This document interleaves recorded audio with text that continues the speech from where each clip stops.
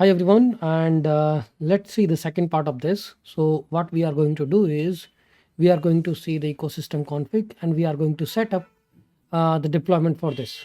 So in the step one, we have already seen how we are copying the files to the EC2 instance and how we are able to run the script onto the remote instance. So first we do the copy of the files, then we can also able to run the command on the remote instance. So that command can be npm run deploy, npm run migration, npm run test, npm run build, because that command will restart the application with the new code which we have just pushed. So we already have these, because if you are using pm2, then it's easy to manage the instance, and you can also reload the application using pm2 reload. So there are many other instances which we can use, like pm2 reload, pm2 restart, pm2 list, pm2 delete instance and all. Now we are going to look into this GitLab CI. Okay, so what we are doing is we are going to extend the GitLab CI because we need to improve it. Whatever we have written already, the GitLab CI doesn't is not mature enough. We need to add a caching, we need to store the artifacts, build artifacts, we need to have more stages, jobs created for the stages, and we need to write a clean CI YML file. So how we can do that? We will just take a look onto the GitLab CI, and we are going to add a caching so that we don't need to install and we don't need to do npm install in each and every job. We can cache the npm CI artifacts like node modules, package lock, and we can use those artifacts in each and every job, like npm run test. There also you need node modules. Npm run build, there you need a node modules. So we can have a setup task, npm run setup, simply a setup as a job which does the npm install. Once the npm installation is done, what do you get is a node modules. You cache that artifacts, and that same cache can be passed to all the other jobs. So first is we are using this docker container image v16.x. Setup will do npm CI, which is installing the node modules and creating node module folder for you, and then cache that node modules so that the build npm run build task or build job and test job can use it. So we have all these different phases. So the next phase will be build, where we need a node modules. Similarly, if there will be a test phase, we will need node modules. So once you cache the node modules from the setup job, we can use that same node modules in all the other jobs. Similarly, we will have a deploy. In deploy also we will need node modules, and then also in the build, when you do npm run build, you need to store the artifacts also, right? Because when you do build, it's a TypeScript project, so it will create a dist or build folder that you need to store in the build artifacts that can be used in deploy. Because in production applications we deploy the node code which is inside dist folder, not like, okay, we use a nodemon or ts node to run the server. So here we have a deploy that would need node modules, build artifacts, and in the deploy we will sync the code to the EC2 instance, and this is how it will be linked. All the jobs divided into different stages. Now next thing is we will look into the GitLab CI and we will try to improve it. So default is node 16 image we are using. This is the different variables, and this is the dependency cache. That is talking about, okay, what we are going to cache, what is the cache key, and what is the policy, and what is the path. So the first job we have is a setup. Setup is nothing but it's a common job which will run as a base, because when if you do the build, you need a setup job, because setup is actually doing npm install and creating a dependency cache. So it will create a default cache, and it is going to cache the node modules. Similarly, we have build. So the build will also use this cache which has been created by setup, and build needs setup task. So line 65 in the build job is depends on the setup. So when you are not going to run the build independently, we are going to run only deploy dev. So deploy dev needs the build needs setup, and also the test. And in the build we are also storing the artifacts, and build needs setup. Similarly, the unit test I think would need a setup and this is the cache it is using. So here unit tests need setup, and if when you do deploy dev, the line 108, run the deploy dev when you are deploying, pushing the code to the develop branch. So here if we look into this, what this is doing, it is getting the node modules from the cache. It's a staging deploy dev. It is getting the cache for node modules. And if you look into the line 108, it is going to run only when you push something to the develop branch, and it needs build which needs setup task, setup job, and unit test. So both are dependent on setup. So setup will always run setup, then build, then test, and then it is going to run deploy dev. So this is a sequential execution, and we already know 95 to 103. It is doing SSH using the private key which is already on the GitLab, and then it is going to run PM to start or reload or PM to deploy. The typical challenge which I'm facing with this is a TypeScript project which is also using module aliasing. So you cannot just do node index.js, because if you are using module alias, you need to also pass that as an argument so that it can resolve those modules from the different folders. So it's a TypeScript, and on top of that we are using this module alias. So that's a little difficult. If we have chosen a simple project, that would be a bit easier to run and execute. So now we can just commit this, and we can just see the CI execution. And here I was just playing with the CI changes, how all these are working. So this is a setup. So what setup is doing is it is going to use a node 16 image,